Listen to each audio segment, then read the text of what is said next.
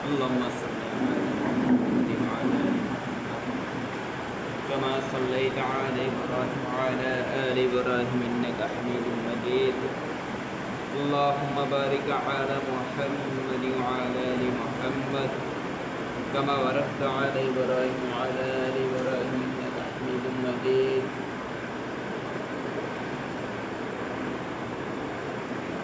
بسم الله الرحمن الرحيم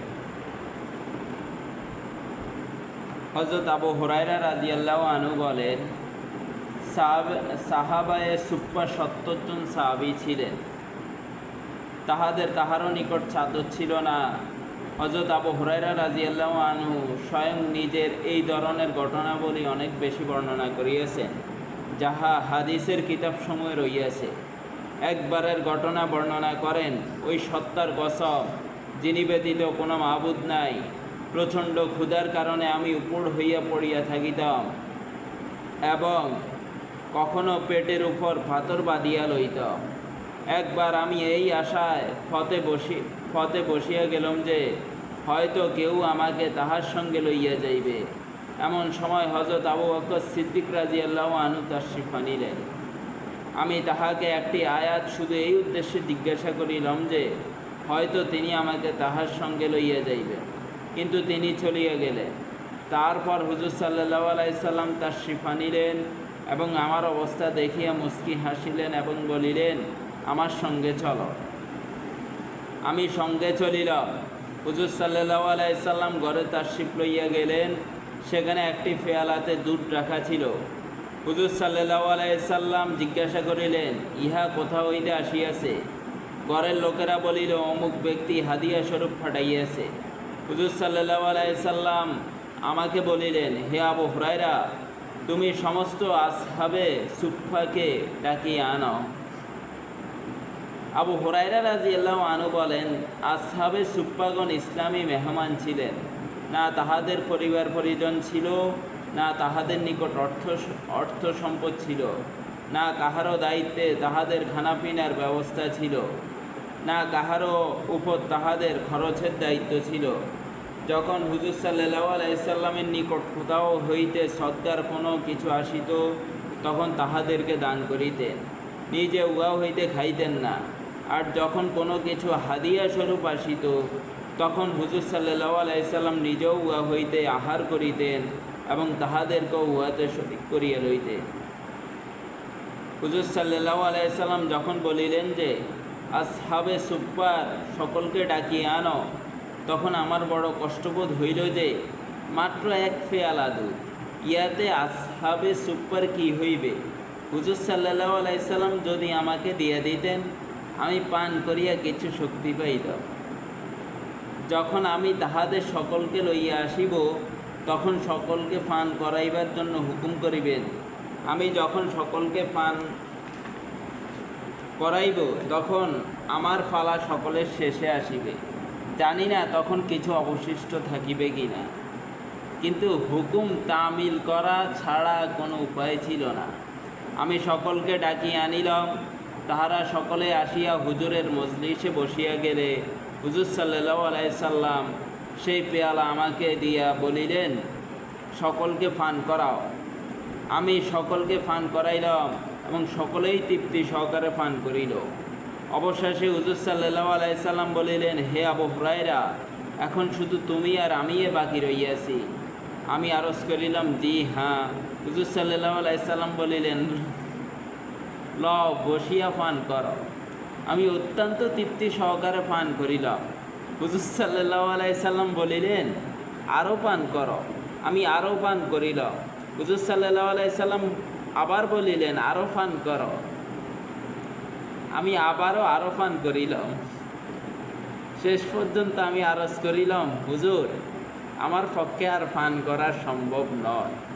অতঃপর অবশিষ্ট দুধ হুজুর সাল্লাল্লাহু আলাইহি সাল্লাম নিজে পান করিলেন।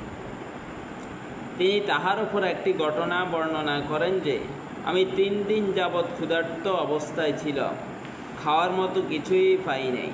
আমি সুফফার দিকে যাইতেছিলাম, রাস্তায় পড়িয়া গেলাম। বালকরা বলিতে লাগিল, আবু হুরায়রা পাগল হইয়া গিয়াছে। আমি বলিলাম, তোমরা পাগল হইয়াছ। অবশেষে আমি সুপ্পা পর্যন্ত পুছিলাম। সেখানে কোথাও হইতে হুজুর সাল্লাল্লাহু আলাইহি সাল্লামের নিকট 2 পেয়ালা শারিক এক প্রকার খানা আসিয়াছিল, আর তিনি আসহাবে সুপ্পাকে খাওয়াইতেছিলেন।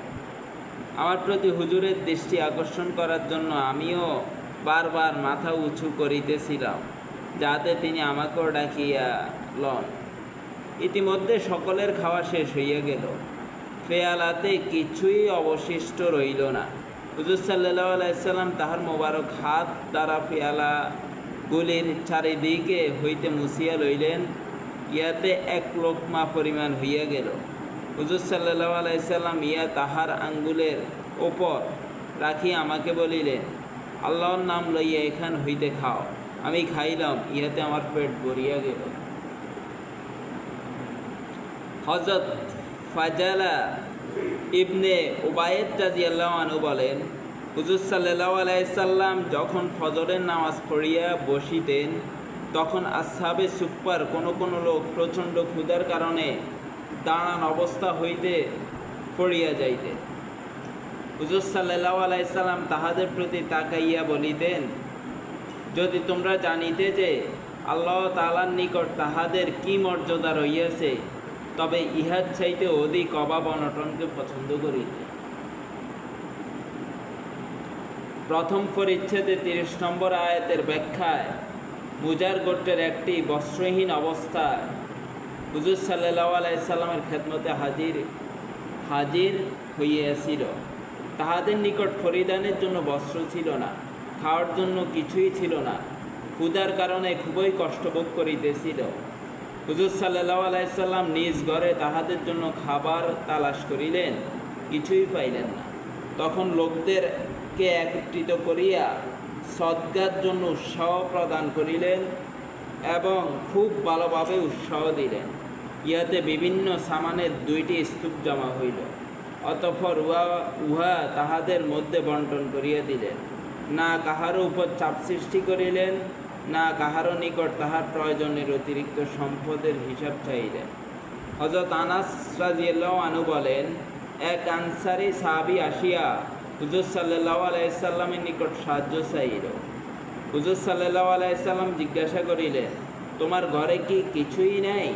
তিনি আরজ করিলেন, একটি চট আছে, যাহার অর্ধেক বিছানা হিসাবে ব্যবহার করি আর বাকি অর্ধেক গায়ে দেই। আর পানি পান করার জন্য একটি পেয়ালা আছে। হুজুর সাল্লাল্লাহু আলাইহি সাল্লাম জিনিস 2টি আনাইয়া 2 দিরহাম মূল্যে বিক্রয় করিয়া দিলেন এবং উহা তাহাকে দিয়া বলিলেন, 1 দিরহামের খাদ্যদ্রব্য খরিদ করিয়া ঘরে নিয়ে আস, আর 1 দিরহামের দ্বারা একটি কুঠার খরিদ করিয়া লইয়া আস। সে লইয়া আসিলে হুজুর সাল্লাল্লাহু আলাইহি সাল্লাম নিজ হাতে উহাতে হাতল লাগাইয়া দিলেন। অতঃপর বলিলেন, যাও কাঠ কাটিয়া বিক্রয় করো।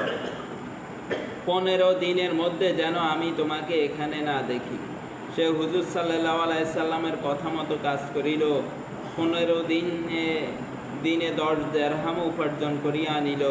উহা হইতে কিছু দ্বারা খাদ্যদ্রব্য খরিদ করিল, আর কিছু দ্বারা কাপড় খরিদ করিল। হুজুর সাল্লাল্লাহু আলাইহি সাল্লাম বলিলেন, ইহা মানুষের নিকট সওয়াল করা হইতে উত্তম, কেননা ভিক্ষা করিলে কিয়ামতের দিন তোমার চেহারায় দাগ হইত। অতঃপর হুজুর সাল্লাল্লাহু আলাইহি সাল্লাম বলিলেন, শুধু 3 প্রকার মানুষের জন্য সওয়াল করার অনুমতি রহিয়াছে, অর্থাৎ এক ওই ব্যক্তির জন্য যে জীবন নাশকারী অভাবে লিপ্ত হইয়াছে, দ্বিতীয় ওই ব্যক্তির জন্য যে কোনো কঠিন অর্থদণ্ডে দণ্ডিত হইয়াছে, তৃতীয় ওই ব্যক্তির জন্য যে যন্ত্রণাদায়ক খুনের দায়ে দায়ী হইয়াছে। এই 3 অবস্থাতেও হুজুর সাল্লাল্লাহু আলাইহি সাল্লাম শুধু সওয়াল করারই অনুমতি দিয়েছেন।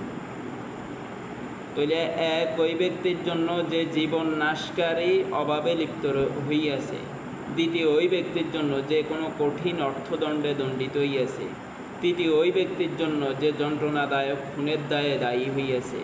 এই 3 অবস্থাতেও হুজুর সাল্লাল্লাহু আলাইহি সাল্লাম শুধু সওয়াল করারই অনুমতি দিয়েছেন। উপরে বর্ণিত ঘটনায় আনসারী লোকটি যেই অভাবে লিপ্ত ছিল, তাকে না সওয়ালের অনুমতি দিয়েছে, না কাহার উপর তাহার খরচ আদি ওয়াজিব করিয়াছেন।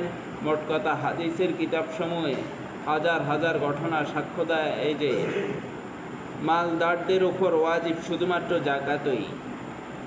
ইহার উপর কোনো কিছু বৃদ্ধি করিলে তাহা হুজুর সাল্লাল্লাহু আলাইহি সাল্লামের ওই প্রসিদ্ধ হাদিসের হুকুমে শামিল হইবে, যাতে এরশাদ হইয়াছে, অর্থাৎ সদগার ব্যাপারে সীমালঙ্ঘন ও অতিরঞ্জনকারী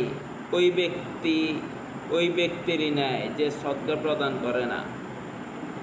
হুজুর সাল্লাল্লাহু আলাইহি সাল্লাম হযরত জাহ্হাক ইবনে কায়েস রাদিয়াল্লাহু আনহুকে সদকা উসুল করার জন্য পাঠাইলেন। তিনি সেই মালের মধ্য হইতে বাছাই করিয়া উৎকৃষ্ট উট লইয়া আসিলেন। হুজুর সাল্লাল্লাহু আলাইহি সাল্লাম উহা দেখিয়া বলিলেন, তুমি তাহাদের উৎকৃষ্ট মাল লইয়া আসিয়াছ। তিনি আরজ করিলেন, ইয়া রাসূলুল্লাহ, এই সময় আপনি জিহাদে যাওয়ার জন্য ইচ্ছা করিতেছেন, এই জন্য আমি এইরূপ উট আনিয়াছি, যার ওপর আহরণ করা যায় এবং সামানপত্র বহন করা যায়। হুজুর সাল্লাল্লাহু আলাইহি সাল্লাম বলিলেন, ইহা ফেরত দিয়ে আসো এবং সাধারণ মাল লইয়া আসো। অথচ এখানে জিহাদের প্রয়োজনীয়তা একটি স্পষ্ট বিষয়, এবং সেই সময় হুজুর সাল্লাল্লাহু আলাইহি সাল্লাম বিভিন্নভাবে এমন উৎসাহ প্রদান করিয়াছেন যে হযরত আবু বকর সিদ্দিক রাদিয়াল্লাহু আনহু তাহার ঘরের সমগ্র সামান লইয়া আসিয়াছেন। হযরত ওমর রাদিয়াল্লাহু আনহু প্রত্যেক জিনিসের অর্ধেক পেশ করিয়া দিয়েছেন। হযরত আব্দুর রহমান ইবনে আউফ রাদিয়াল্লাহু আনহু একবার আরজ করিলেন, ইয়া রাসূলুল্লাহ, আমার নিকট 4000 পরিমাণ আছে, 2000 পরিবারের খরচের জন্য রাখিয়া 2000 আল্লাহর জন্য পেশ করিতেছি। অন্য এক সাহাবী আরজ করিলেন, ইয়া রাসূলুল্লাহ, আমি সারা রাত্র মজদুরি করিয়া 2 সা অর্থাৎ 7 পরিমাণ খেজুর পারিশ্রমিক হিসেবে পাইয়াছি। তন্মধ্যে অর্ধেক পরিবারের খরচের জন্য রাখিয়া বাকি অর্ধেক লইয়া হাজির হইয়াছি। হযরত আবু মাসউদ রাদিয়াল্লাহু আনহু বলেন, হুজুর সাল্লাল্লাহু আলাইহি সাল্লাম সদকার হুকুম করিতেন, তখন আমাদের মধ্যে কাহারও নিকট কিছুই থাকিত না। তখন সে শুধু এই জন্যেই বাজারে যাইত, মজদুরি করিত এবং পারিশ্রমিক হিসাবে 1 মুদ অর্থাৎ 1.5 পোয়া পরিমাণ খেজুর কামাই করিত, অতঃপর উহা সদকা করিয়া দিত। প্রথম পরিচ্ছেদে 24 নম্বর হাদিসে উক্ত বিষয়টি বিস্তারিতভাবে আলোচনা করা হইয়াছে, কিন্তু এই সমস্ত কিছু শর্তেও নিয়ম হিসাবে এখানে সাধারণ উটের পরিবর্তে উৎকৃষ্ট উটও গ্রহণ করেন নাই। এই জন্য সম্পদ হিসাবে ইহার মধ্যে ওয়াজিব একমাত্র জাকাতই। আর যতদূর খরচ করার বিষয়টি রইয়াছে, উহা এই যে মুসলমান সম্পদ জমা করিয়া রাখার জন্য পয়দা হয় নাই। কোরআন পাকের আয়াত ও হুজুর সাল্লাল্লাহু আলাইহি সাল্লামের ইরশাদসমূহ যাহা প্রথম পরিচ্ছেদে উল্লেখ করা হইয়াছে, উহা অত্যন্ত জোরদারভাবে এই বিষয়ে উৎসাহ প্রদান ও তাকিদ করিতেছে যে সম্পদ শুধু এই জন্য যে উহাকে আল্লাহ তাআলার সন্তুষ্টির কাজে খরচ করা হইবে।